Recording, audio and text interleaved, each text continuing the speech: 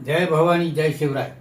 छत्रपती शिवाजी महाराज राष्ट्रमाता राजमाता जिजाऊ माँसाहेब यांना मुद्रा करून मी शिवव्याख्याता दादासाहेब कोरेकर पवार आज आपल्यापुढे प्रसिद्ध शेलार घराणे शिलाहार ते शेलार अशा प्रकारचा ज्याचा उल्लेख केला गेला असं एक इतिहास प्रसिद्ध महाराष्ट्रातलं प्राचीन घराणं. त्याचा उगम मुळात शेलार शब्द हा शिलाहार याच्यापासून पुढं तयार झालेला आहे. त्याचा उगम प्राचीन शिलाहार राजवंश जो इसवी सन 9वे शतक ते 13वे शतकापर्यंत राज्य करत होते. म्हणजे 9व्या शतकापासून 13व्या शतकापर्यंत शिलाहार घराण्याने राज्य केलं आणि हे शहानमुकुळी मराठा समाजातील एक कुळ अशा प्रकारचं हे घराणं आहे. अर्थात या घराण्याच्या शाखा कोल्हापूर व उत्तर कोकणात राज्य करत होते. म्हणजे शिलाहार हे पूर्वी या भागामध्ये राज्य करत असताना पुढे शेलार हे शिलाहाराचे अपभ्रंश स्वरूप असून ते चांद्रवंशीय मानले जातात. चंद्र आणि सूर्यवंश हे क्षत्रिय कुळाचे दोन मुख्य वंश मानले जातात. त्याच्यातला हा चंद्रवंशी घराणं आहे. अर्थात एक आख्यायिका अशी सांगितल्या जाते की विद्याधर जिमुत वाहन याने एकाचा नाग आणि एक नागाचा जीव वाचवण्यासाठी स्वतःला एका शिळेवर बसून गरुडाला स्वतःचं शरीर अर्पण केलं. म्हणजे गरुड नागाला मारायला टपला होता तर त्याचं भक्ष्य नाग होऊ न देता स्वतःच त्याचं भक्ष्य झाला अशी कथा सांगितली जाते. आणि ज्या शिळेवर बसून त्याने गरुडाला स्वतःला अर्पण केलं म्हणून या घराण्याचे नाव पुढे शिलाहार हे नाव प्राप्त झालं. अर्थात शिलाहार हा प्राचीन वंश जसा राष्ट्रकूट आणि इतर वंश महाराष्ट्रामध्ये मराठा म्हणून पुढे राज्य केले त्यापैकी शिलाहार एक हा त्या काळातला 9व्या ते 13व्या शतकातला हा एक वंश.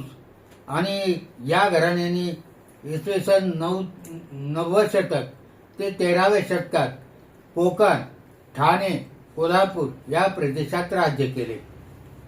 अर्थात या घराण्याचा ध्वज जो आहे तो पिवळा आहे आणि त्यावर हनुमान हे कुलचिन्ह आहे. अशा प्रकारचं हे राजघराणं मूळचं शिलाहार घराणं म्हणून प्रसिद्ध होतं आणि त्यातच रूपांतर एक अपभ्रंश शब्द म्हणून शेलार घराणं हे नाव पुढे आपल्याला आलेलं दिसतं. अर्थात शेलार घराणं महाराष्ट्रामध्ये शिवकाळामध्ये प्रसिद्ध असं घराणं आहे. या घराण्याने शिवकाळामध्ये मोठा पराक्रम केला. आपण कोंडाजी रायाची शेलार म्हणजेच आपण ज्यांना शेलार मामा म्हणतो हे रायबा मालुसऱ्यांचे नात्याने आजोबा लागतात. परंतु तानाजी मालुसरे आणि सूर्याजी मालुसरे यांचे ते मामा होते. आणि तानाजीचे वडील काळोजी मालुसरे हे एका युद्धात मारले गेल्यानंतर पुढे शेलार मामाने यांचा सांभाळ केला आणि सांभाळ केल्यानंतर पुढे छत्रपती शिवाजी महाराजांनी स्वराज्य स्थापन करत असताना तानाजी मालुसरे आणि सूर्याजी मालुसरे या दोघांनी स्वराज्यामध्ये महाराजांचे बालसवंगडी ते स्वराज्याच्या मुहूर्तमेढीपासून काम करायला सुरुवात केली आणि पुढे तानाजी मालुसरे सिंहगड घेईपर्यंत त्यांनी स्वराज्याची सेवा केली. अर्थात त्यावेळेला शेलार मामा हे तानाजी आणि सूर्याजी यांच्याबरोबर असायचे. त्यावेळेला त्यांचं वय 80 होतं. त्यांनी अनेक मोहिमामध्ये काम केलेलं होतं. परंतु विशेष मोहीम यांची सांगितली जाते ती म्हणजे सिंहगडची मोहीम. आणि ज्या मोहिमेमध्ये तानाजी मालुसऱ्यांनी जी स्वतःच्या शिरावर घेतली आणि शेलार मामा सुद्धा त्या मोहिमेमध्ये सामील झाले आणि इथं अटीतटीची झुंज झाली. त्या सिंहगडावरची उदयसिंह राठोड नावाचा औरंगजेबाचा सरदार होता. तुंबळ युद्ध झालं, रणकंदन माजलं आणि तानाजी मालुसरे आणि उदयभान राठोड यांच्या युद्धामध्ये दोघेही मारले गेले. परंतु शत्रूला नामोहरण करण्याचं काम त्यानंतर सूर्याजी मालुसरे आणि शेलार मामाने केलं. या दोघांनी मावळ्यांना, पळत्या मावळ्यांना थांबून ठेवलं आणि पुन्हा युद्ध सुरू झालं. आणि त्यावेळेला उदयभानचे सगळे सैनिक एक तर शरण आले आणि बरेचसे मारले गेले. तेव्हा शेलार मामाची या युद्धामध्ये फार मोठी कामगिरी होती. अशा प्रकारचं हे शेलार घराणं आणि यांच्या घराण्याच्या अनेक शाखा आपल्याला पाहायला मिळतात. हे घराणं काही जिल्ह्यामध्ये आपल्याला विशेषतः पाहायला मिळतं, ते म्हणजे ठाणे, रायगड, कोल्हापूर, सातारा, पुणे, अहिल्यानगर जिल्ह्यात या घराण्याची अनेक घराणी झालेली दिसतात. पुढे पुणे जिल्ह्यामध्ये हवेली तालुक्यात मावळामध्ये आगळांबे नावाचं गाव आहे, तिथंही आपल्याला बऱ्याच अंशी शेलार दिसतील. शिरूर तालुका पुणे जिल्ह्यामधला वडगाव रासाळी नावाचं गाव आहे, तिथे शेलार घराण्याचे लोक आहेत. तेव्हा अशा प्रकारचे या शेलार घराण्याने स्वराज्याच्या काळामध्ये ही उत्तम कामगिरी केली. पूर्वी तर त्यांचं राज्यच होतं, कारण हे शिलाहार राजघराणं होतं. अर्थात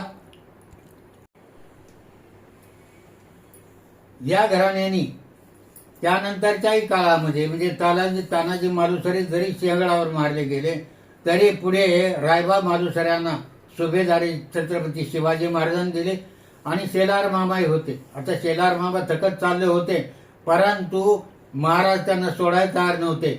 आणि महाराज दक्षिणेकडे जात असताना महाराजांनी शेलार मामा आणि रायबाला सांगितलं की दक्षिण दिग्विजयासाठी जात असताना पारगडाजवळ आले.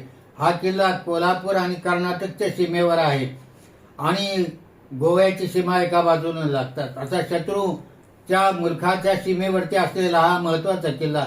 महाराजांनी रायबावर ही मोहीम सोपवली, या किल्लेदारी सोपवली आणि रायबाला सांगितलं, रायबा, शेलार मामा आणि तुम्ही या गडावर कायम राहायचं, तुम्ही या गडाचे किल्लेदार आणि चंद्रसूर्य असेपर्यंत हा गड सोडायचा नाही.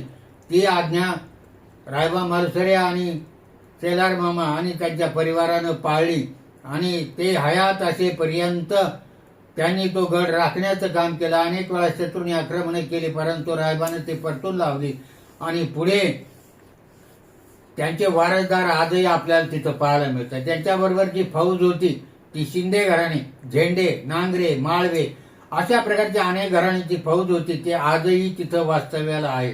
म्हणजे महाराजांच्या आज्ञा यांनी शिरसावंद मानली आणि त्या पारगडावरची शेलार मामा आणि रायबा मालुसरे यांची घराणी आजही आपल्याला पाहायला मिळतात. अशा प्रकारचं एक प्राचीन आणि शूर असं घराणं, राज्यकर्तं घराणं, या घराण्याचे सर्व वीर पुरुषांना, शूर पुरुषांना मानाचा मुद्रा करून थांबतो. जय हिंद, जय महाराज.